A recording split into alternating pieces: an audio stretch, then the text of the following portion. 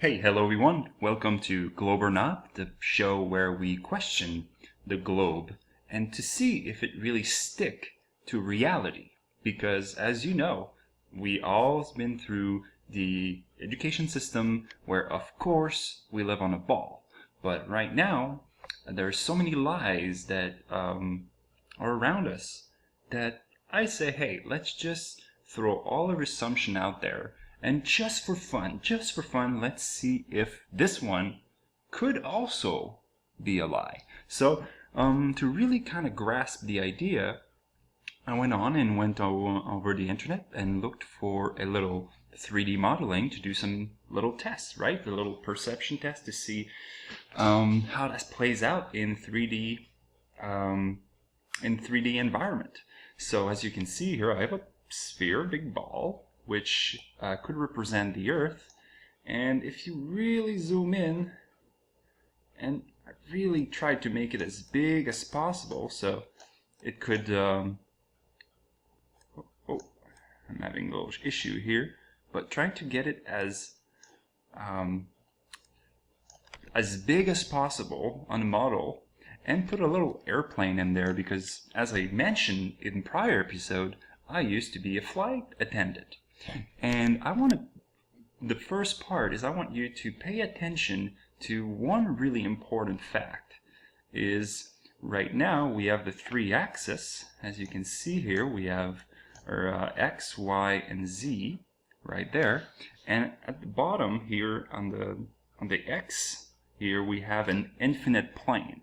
And as you can see, no matter how high I go, the infinite plane is always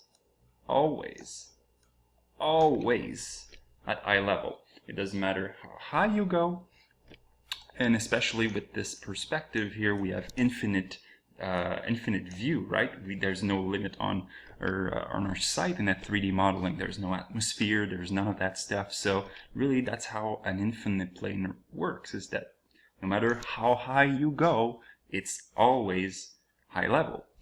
So even if we play here with the little here, so this is going to be how we play around it. So just for fun, let's go back to our little plane around here. Let's try to find it back because I try to make it as little as possible in relation to the sphere, and of course it's not to scale, but you know, if some of you are not happy, I'm gonna make it twice as big just for fun, or 10 times as big, to illustrate the point, because it's always the same point.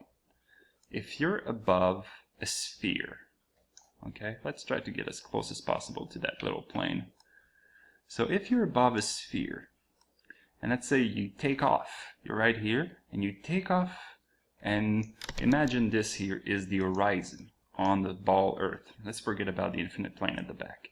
So you take off, and look at what's happening to the horizon. It's falling. It's always falling. And as you go, all you can see is at the bottom you would see the ball horizon that would drop from your perspective. There would be no way that would be possible.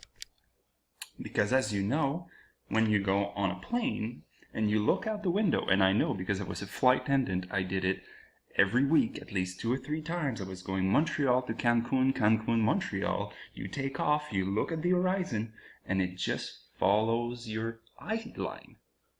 It always like this, and I just did Vancouver, Montreal, and I just paid really attention, and that was the case. It's always high level. Now, as I was putting this little airplane here, guess what I did? I went on to Flight Simulator, and I was curious, how do they do it? You know, if you have to do Flight Simulator, how did they do it over the ocean? Well, check this out. We're on Microsoft.com, and let me read this here.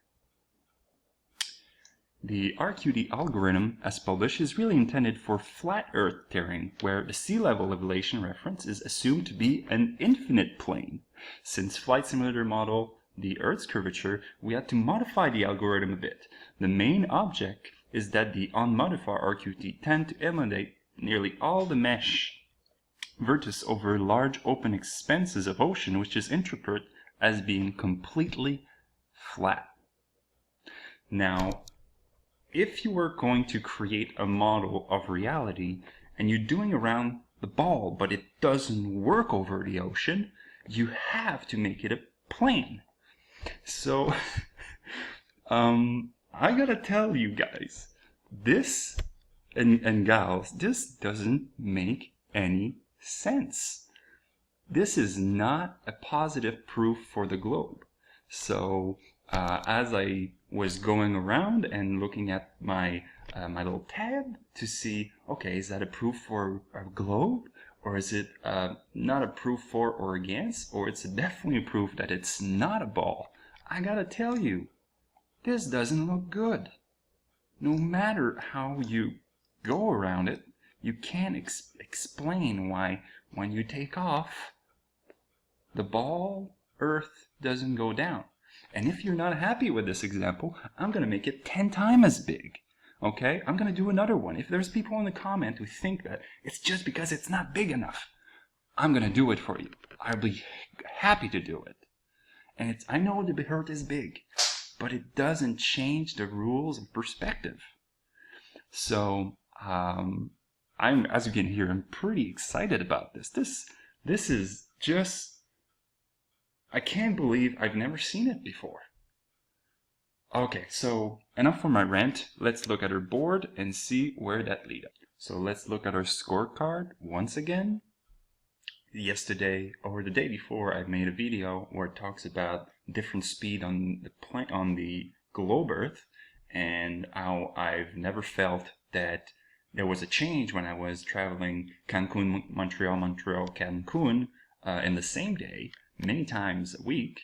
So, you know, with the explanation of physicists, I was like, okay, this is not a proof nor a disproof, but it was definitely weird. So that was not a negative proof for the globe. So that's why we have this one here.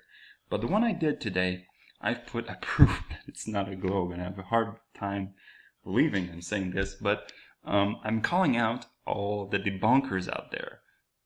Do you need me to make it 100 times bigger compared to the airplane, just to make sure, for you to be able to really grasp the idea?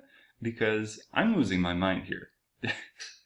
This is not a proof that it's a globe at all. It completely disproved the globe. I don't know what I'm on right now, if that's true, but there's a lot more research to do. So thank you so much for listening. Thank you for subscribing to this channel. Thank you for following this journey, and I'll see you soon. Take care.